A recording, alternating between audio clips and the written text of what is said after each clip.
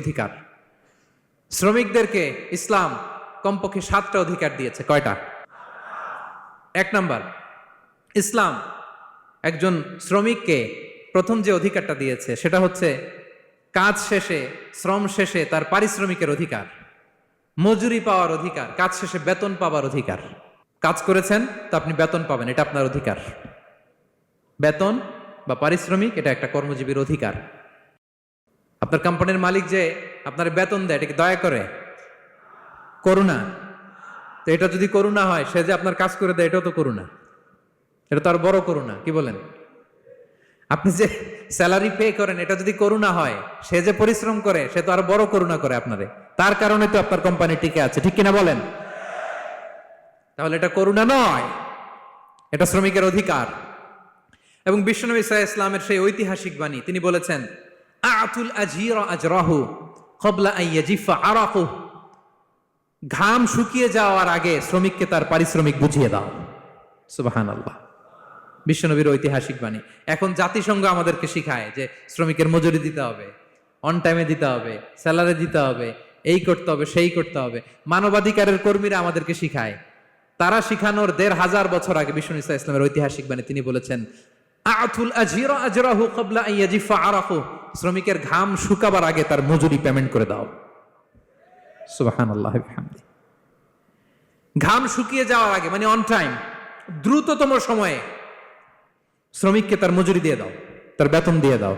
যারা শ্রমিককে তার পারিশ্রমিক অন টাইমে দেয় না, স্যালারি অন টাইমে পে করে না, টালবাহানা করে, গরিমসি করে, তাদের ব্যাপারে বিষ্ণু সাল্লাল্লাহু আলাইহি ওয়াসাল্লাম কি বলেন? বিষ্ণু বলেন, 3 শ্রেণীর ব্যক্তি, সালাসাতুন আনা খাসমুহুম ইয়াউমাল কিয়ামা। 3 শ্রেণীর ব্যক্তির বিরুদ্ধে আমি বিশ্বনবী কিয়ামতের দিন আল্লাহর কাঠগড়ায় মামলা দায়ের করব।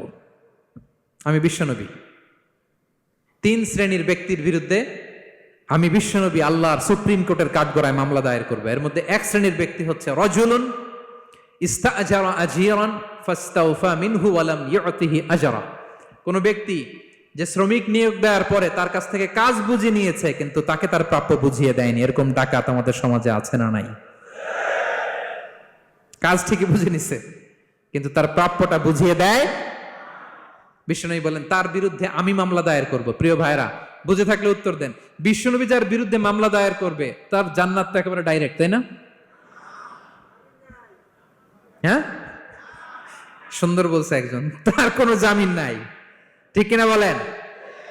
বিশ্বনবী যার বিরুদ্ধে মামলা দায়ের করেছে, তার জান্নাতে যাওয়া তো দূর কি বাত, সে জান্নাতের ঘ্রাণও তার নাকে ঢুকবে না। চিল্লায় বলেন ঠিক কিনা? এই জন্য খবরদার, শ্রমিককে তার শ্রম নেয়ার পরে তার পারিশ্রমিক দিয়ে দেন, তার ঘাম শুকিয়ে যাওয়ার আগে, মানে অন টাইম। এটা নিয়ে কোনো টালবাহানা করা যাবে, তা নাহলে বিশ্বনবী তার বিরুদ্ধে মামলা দায়ের করবে। তার মানে 1 নম্বর অধিকার বুঝে পাইছেন? আপনি যে কাজ করেন, কাজের বিনিময়ে যে পারিশ্রমিক পান, যে স্যালারি পান, এটা আপনার অধিকার। এটা করুণা নয়, এটা অনুকম্প নয়, এটা কোনো দয়া নয়, ইটস ইউর রাইট। এটা আপনার অধিকার। আওয়াজ করে বলুন তো, গলা ফুলিয়ে, এটা আপনার কি? 2 নাম্বার, একটা শ্রমিককে ইসলাম যে অধিকার দেয় সেটা হচ্ছে চুক্তি মাফিক সকল সুযোগ সুবিধা প্রাপ্তির অধিকার। অর্থাৎ একজন এমপ্লয়ার যখন তার এমপ্লয়িকে নিয়োগ করে, একটা এমপ্লয়মেন্ট কন্ট্রাক্ট থাকে না? এমপ্লয়মেন্ট কন্ট্রাক্ট বুঝেন তো?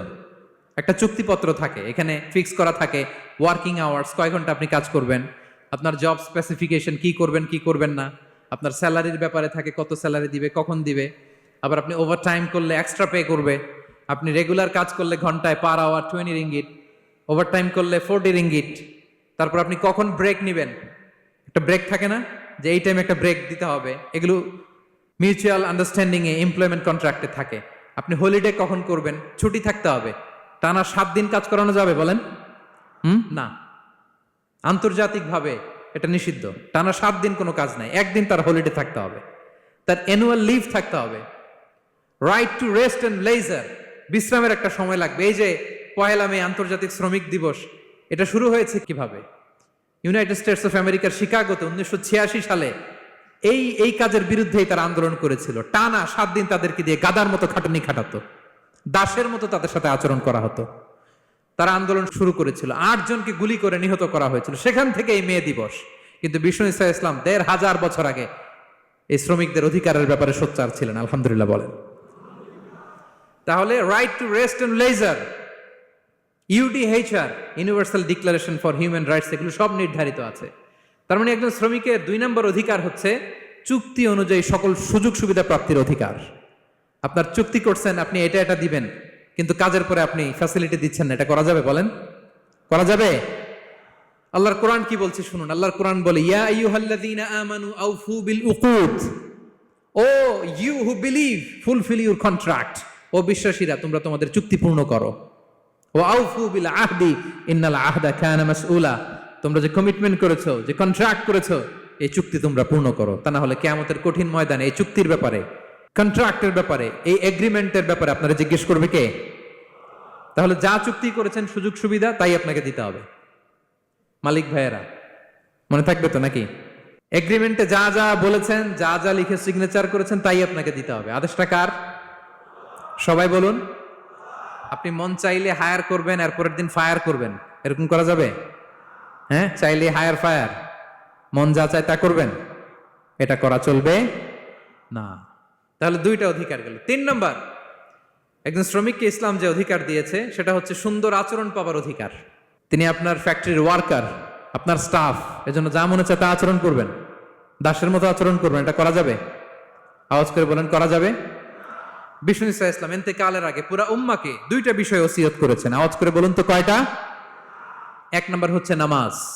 1 নম্বর কি? আসসালাত। আসসালাত, রুহু বের হওয়ার আগে, ইন্তেকালের আগে বিষ্ণু বলেন আসসালাত, আসসালাত, নামাজ, নামাজ। উম্মতেরা নামাজের ব্যাপারে সতর্ক হও। 2 নম্বর তিনি বলেছেন ওয়ামা মালাকাত আইমানুকুম, তোমাদের অধীনস্থ যারা আছে তাদের ব্যাপারে সচেষ্ট হও, তাদের প্রতি সদয় হও, তাদের সাথে খারাপ আচরণ করো